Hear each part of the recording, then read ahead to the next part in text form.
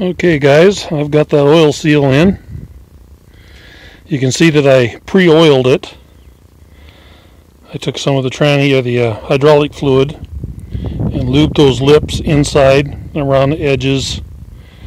I did not put any oil on the outside metal edge that goes into the race down in there. I put that in dry, so I don't want that thing.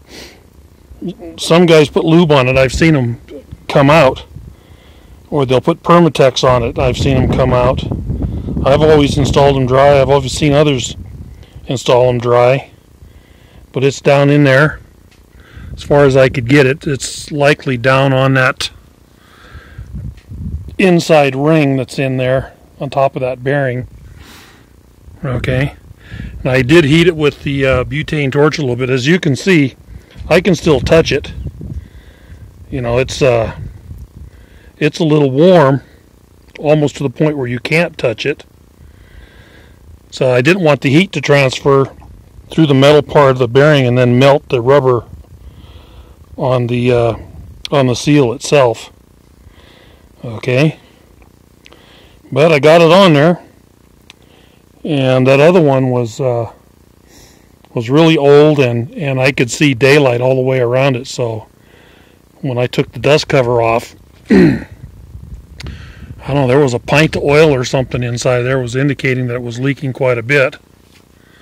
Let's see if I can hold that. This is the dust cover here.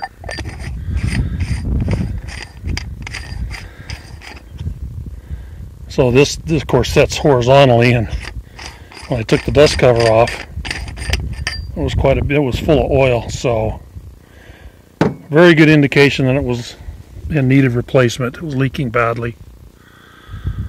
Okay.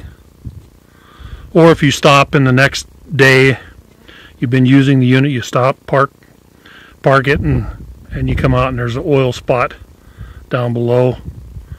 It's leaking, but now it's got a new seal in there. A new modern seal. Should hold up better than that leather one. I don't know. Sometimes those old timers did things that lasted way longer. Well, time will tell. Alright, well, I'll drop some oil down on that bearing.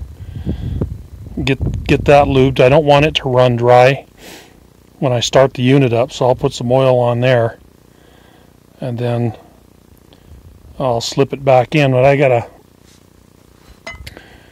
get underneath of there and make sure everything's ready from underneath. And what I ended up using was this 1.5-inch coupling. This is a water coupling, and it fit right down inside that bearing, that oil seal, perfect, just perfect. It cleared the rubber because it's got a rounded edge on the inside here, so it didn't make contact with the rubber.